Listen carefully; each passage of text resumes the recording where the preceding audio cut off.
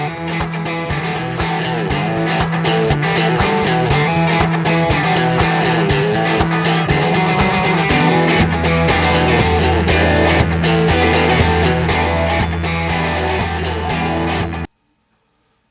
everyone, Cutting Tool Design here. Welcome to part 5 of restoration of the South Bend Heavy 10.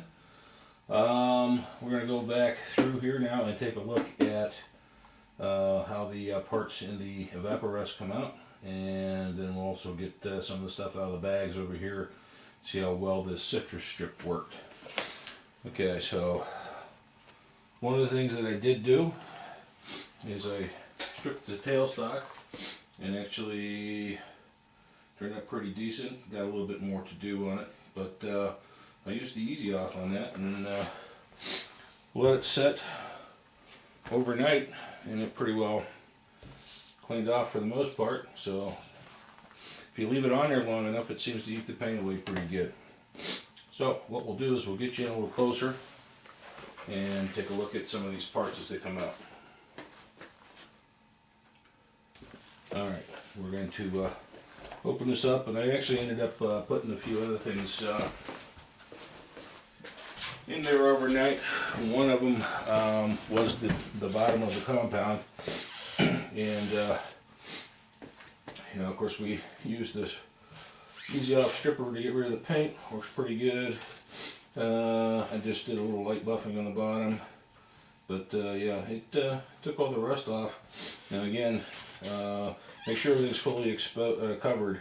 Don't let anything exposed. It wasn't quite covered up when I put it in there, and I think I kind of buffed it up. Now there's, you can get the light to shine right there. There's a little bit of a line right there where it was kind of sitting up out of the fluid, but overall it looks pretty good. Should be able to polish it up fairly decent. So that's that. So let's take a look at the rest of the parts that are in here, or at least some of the important ones. Of course, here is the tailstock quill in itself, and probably need to blow these off.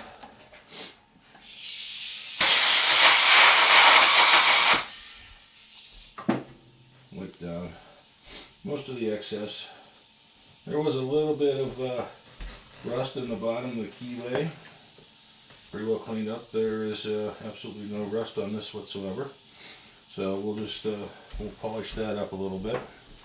And of course, here's the big one, the really rusted part. Now, as you can see, kind of turned a dark color, but there's no rust left on this anymore. And this has been in the bath for I'm going to say 24 hours. I took it out a little while ago to look at it just to see, and overall it's really not a lot of, there's no rust on it anymore at all. So that is excellent.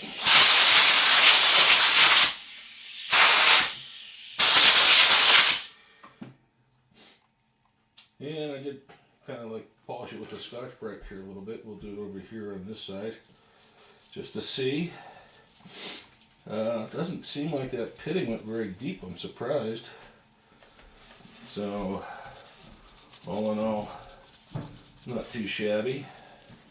Should be able to clean that up and polish it without doing a lot of fancy filing or a lot of sandpaper on there.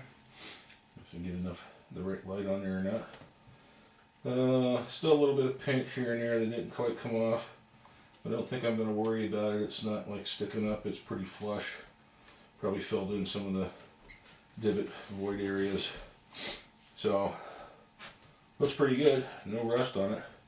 Pitting is actually not much there. Like I said, so I think that'll polish up pretty good. And let's see, what else did we have?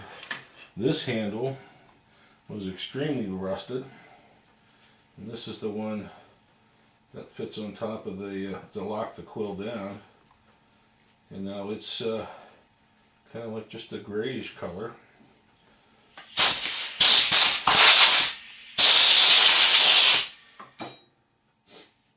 There's some pitting in there, but You know, overall, that'll probably take a light sanding to clean up. Shouldn't be too bad. So if we just do this a little bit just to see what it does, which isn't the best way to do it, but just to try and see if it'll get it to shine up a little bit.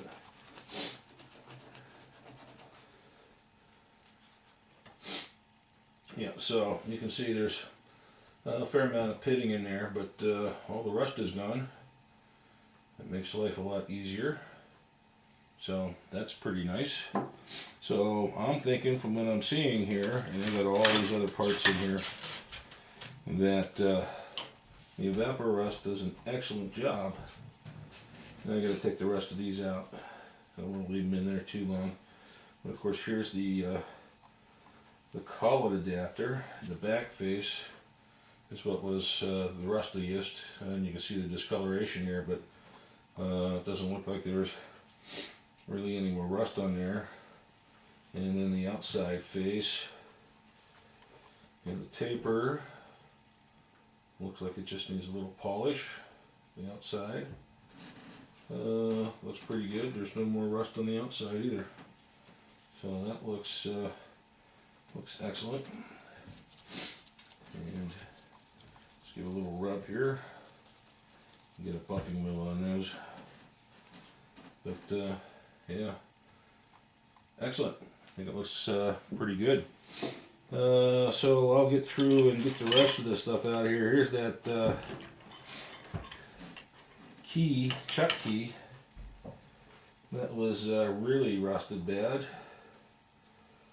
course, it's was never really finished on the outside anyway, so still a lot of rough surfaces on there, but you know, that dark discoloration, that is basically the pitting area where the rust was at. That might be requiring a little bit more extensive. Of course, once I get the lathe back up and running, I'll probably make myself a new one. This was kind of a sloppy fit anyways. So I'm going to get the rest of these parts out and get them dried off. And then here's the cover, the thread cover. And yeah, there's still some pitting on the inside, so I might leave that in there a little bit longer.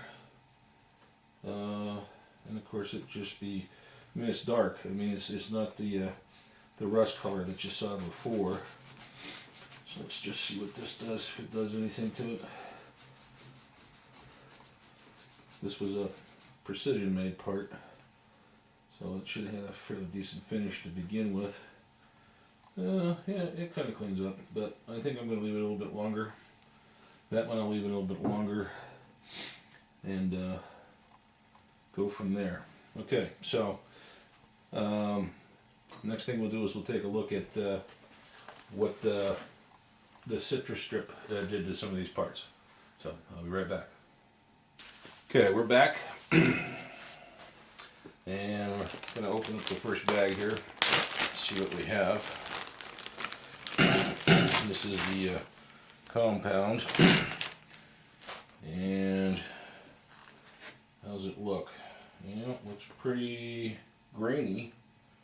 Let's just see what happens here. Okay, so it's just a wire brush. It looks like the paint's coming off. Of course, this has been 24 hours in a bag. It looks like it's coming fairly clean. Of course, I'm just using this wire brush.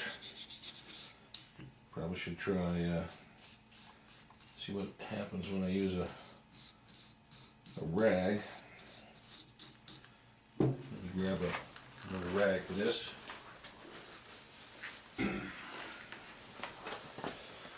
Alright, so let's give this a rub down.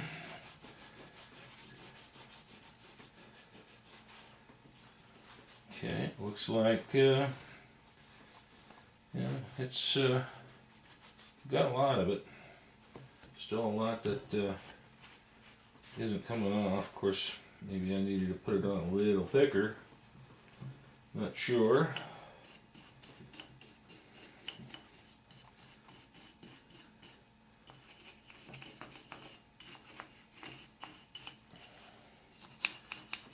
Yeah, there's still a fair amount left on there. I mean, it's like down to the surface, but not completely off of it.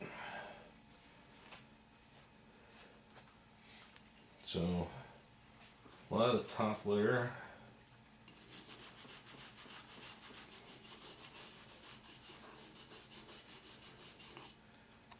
So that'll need a little bit more taken off. Alright, so that's the compound. That side's not too bad. Still a little bit on the top here and along the side here and underneath here that needs to come out. So maybe we'll finish that with the Easy Off. Okay, let's grab the one here that had the most paint on it, which was the thread dye, and see what it looks like. Ugh, a lot more fibery. See, it's all flaky. So let's see what this does. Just kind of take the big flakes off.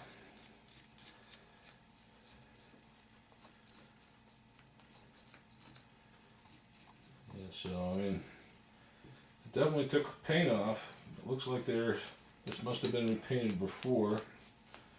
So I'd say there was 2 layers of paint on here. So it's taken off the one layer of paint, but not the other layer of paint. Which means we'll have to do it again. Makes a heck of a mess though. Whereas with the Easy Off, it kind of just you just have to use a lot of rags and it wipes off. It doesn't really flake it like this did. Turns it more of a mush. And mush, is mush a word? So, as opposed to mush. So I mean, it looks like it stripped whatever the second layer of paint was. This might have been painted several times. It looks like there might be something else underneath that paint also. So, I'm not so impressed with the citrus strip. It does work. I think you'd probably have to do multiple coats on heavily painted items.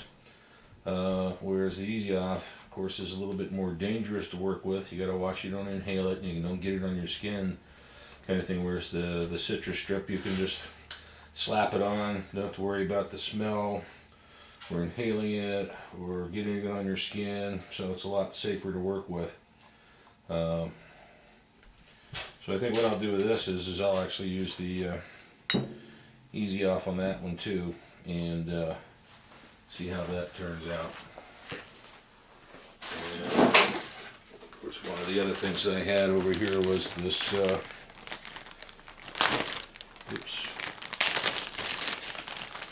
They don't make cheap plastic bags very well anymore. And they don't make them cheap anymore either. So, let's see. Yeah, this is probably had a couple paints on it too, but there's not much paint left on there. So it did a little better on this one. Still not quite all of it. And so we'll see. Probably, certain things I'll probably go ahead and continue to use the citrus strip on, where I don't have to rush and I don't have to worry about building up a lot of smell in the shop. But some of these smaller parts, I think I'm going to actually go after that Easy Off. really seems to do a good job. Again, you just have to, you know, because of the hazards of it, you just have to be careful what you're doing. So this is a real mess here now, so I'll have to get this all cleaned up. Okay, so that's it for the citrus strip for now. I'll be right back. Okay, now basically everything that we have here is all the stuff that we ran through the Evapo-Rust. Everything turned out pretty decent. Gibbs, here was that one piece of the back of the tailstock, and here's the graduated collar. So a piece of dirt or something on there. Pretty clean, shouldn't take too much more to clean it up. The dial, which really didn't need a whole lot to begin with. Lead screw, and here's those covers, the wick covers. They turned out pretty decent. And of course the handle and the quill. This is the key from that chuck, and the gear. Gear turned out excellent. Cleaned up real nice. Looks in excellent shape. And of course the handle. You remember from the last video all the rust that was on there. A little bit of pitting that you can see in here, but it looks like it's going to buff out pretty easy. And then, of course, over here is the stuff that we did different ways. These three pieces, of course, we did with the Evapo-Rust. Didn't quite get it all off. This especially, because there was probably at least 2, maybe 3 coats of paint that were on that thing. These, for the most part, got a lot of it, but there's still some on there. And then, of course, the tailstock itself, I used the Easy Off oven cleaner stripper. And it seems to do the best job, though it's the most hazardous to work with. So there's a place, I think, for both. But I'm definitely impressed with the jumpy camera here.